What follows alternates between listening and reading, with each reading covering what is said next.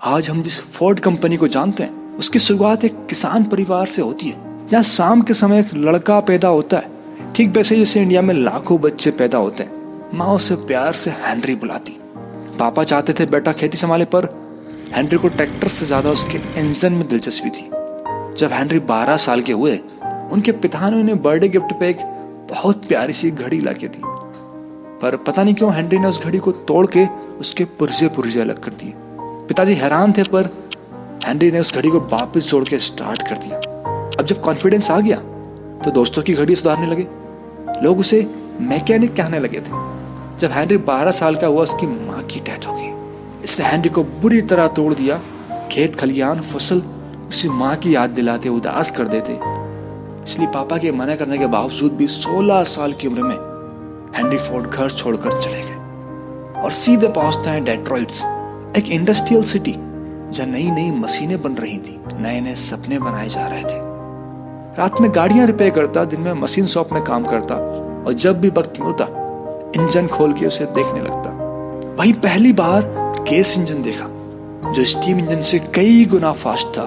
तभी डिसाइड कर लिया मुझे अपनी एक कार बनानी है। फिर क्या था, लग गए जुगाड़ पे।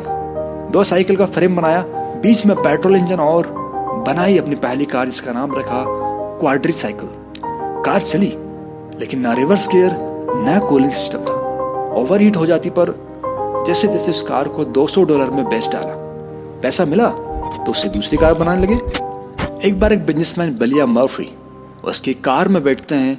ड्राइव के बाद बोलते हैं, यार मैं इसमें इन्वेस्ट करना चाहता हूँ। कंपनी बनाई गई, नाम रखा गया डेट्रॉइट ऑटोमोबाइल कंपनी। पर 2 साल में ही कंपनी बंद हो गई। स्टेक होल्डर पैसेंजर कार बनाना चाहते थे, हेनरी बस एक्सपेरिमेंट करते रहते। डिले होता रहता, पार्ट्स टाइम पे नहीं मिलते, सिर्फ 20 कार बन पाई। हेनरी एक बार फिर से अकेले पड़ चुके थे, पर इस बात का सबक सीख चुके थे कि फेलियर सिर्फ एक मौका है और बेहतर तरीके से करने का। हेनरी ने सोचा, जब तक लोग मेरी कार को नहीं देख पाएंगे भरोसा कैसे करेंगे। तो उसने अपनी पहली रेसिंग कार बनाई, 999। उसने टॉप अमेरिकन रेसर को हरा दिया।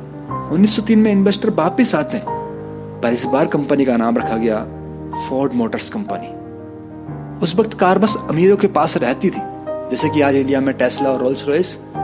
स्लोटर हाउस में देखा कैसे लाइन में काम होता है, बस वही असेंबली लाइन का आइडिया कार प्रोडक्शन में लगा दिया। फिर क्या था, टाइम 12 घंटे से घट के 90 मिनट पे आ गया। प्रोडक्शन आसमान छूने लगा। एक टाइम पे दुनिया की आधी कारें फोर्ड कंपनी की थी, पर असेंबली लाइन बहुत बोरिंग हुआ करती थी। वर्कर्स छोड़ के जाने लगे, और तब हेनरी फोर्ड ने अपनी लाइफ का सबसे बड़ा रिस्क लिया। एम्प्लॉय की सैलरी डबल कर उनके काम के घंटे आधे कर दिए। सब लोग हंस रहे थे, पर फोर्ड कंपनी के बाहर लोगों की लाइन लग गई थी। हेनरी फोर्ड ने सिर्फ कार नहीं बनाई, एक सिस्टम बनाया, एक रिच माइंडसेट बनाया। वैसे तो ऑफिशियली कंपनी 1903 में बनी, पर इसकी शुरुआत 1889 में हेनरी के घर छोड़ने के साथ हो गई थी।